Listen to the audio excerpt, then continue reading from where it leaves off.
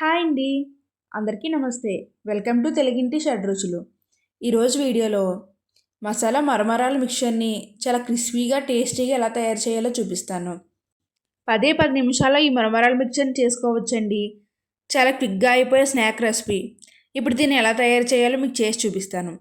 దీనికోసం స్టవ్ మీద ఒక వెడల్పాటి పాన్ పెట్టుకోండి. ఇప్పుడు ఇందులోకి 1 స్పూన్ ఆయిల్ అలానే 1/2 స్పూన్ పసుపు కూడా వేసుకొని ఒకసారి అంతా బాగా మిక్స్ చేసుకోండి. ఇప్పుడు ఇందులోకి నేను చూపిస్తున్నట్టు ఈ కప్తో 1.5 కప్ మురమరాలను వేసుకున్నాను. ఇవి 50 గ్రామ్స్ వరకు ఉంటాయి.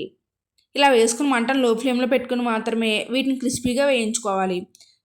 చూసారా, ఇలా నేను చూపిస్తున్నట్టు వీటిని పట్టుకుని నొక్కితే ఇలా క్రిస్పీగా విరగాలి. ఇప్పుడు వీటిని పక్కకు తీసుకొని స్టవ్ మీద ఒక పాన్ పెట్టుకోండి. ఇప్పుడు ఇందులోకి 1/2 కప్ వరకు ఆయిల్ని వేసుకోవాలి.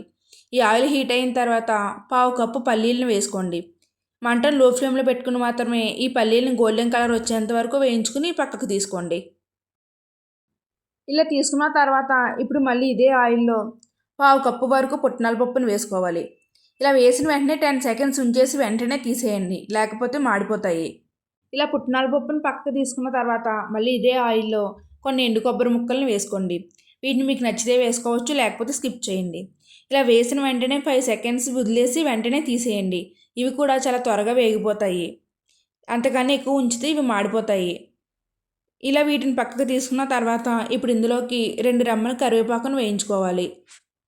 ఈ కరివేపాకును కూడా మంటను లో ఫ్లేమ్లో పెట్టుకుని మాత్రమే క్రిస్పీగా అయ్యేంత వరకు వేయించుకోవాలి. ఇలా వేయించిన తర్వాత ఇప్పుడు స్టవ్ ఆఫ్ చేసి మనం వేయించి పెట్టుకున్న పల్లీలన్నింటినీ ఇలా మరమరాల్లోకి మిక్స్ చేసుకుందాము. ఇప్పుడు వేయించుకున్న పుట్నాల పప్పు పల్లీలను కూడా వేసుకోండి. అలానే మనం వేయించుకున్న కరివేపాకు ఎండు కొబ్బరి ముక్కలను కూడా వేసుకోవాలి. నెక్స్ట్ 1 స్పూన్ సాల్ట్ని వేసుకోండి. అలానే 1 స్పూన్ కారాన్ని కూడా వేసుకోవాలి. ఇప్పుడు 1/2 స్పూన్ చాట్ మసాలా వేసుకోండి, ఫ్లేవర్ బాగుంటుంది. ఇలా వేసుకొని ఇప్పుడు ఈ మరమరాలకి ఉప్పు కారం మసాలా అంతా పట్టేంత వరకు 2 మినిట్స్ బాగా మిక్స్ చేసుకోవాలి.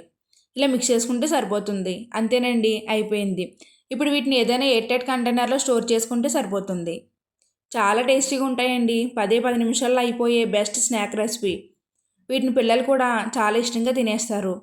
ఇప్పుడు మీకు ఈ రెసిపీ నచ్చితే ఈ వీడియోకి ఒక లైక్ చేయండి. అలానే తెలుగింటి షడ్రుచులు ఛానల్ని సబ్స్క్రైబ్ చేయండి. Thank you for watching.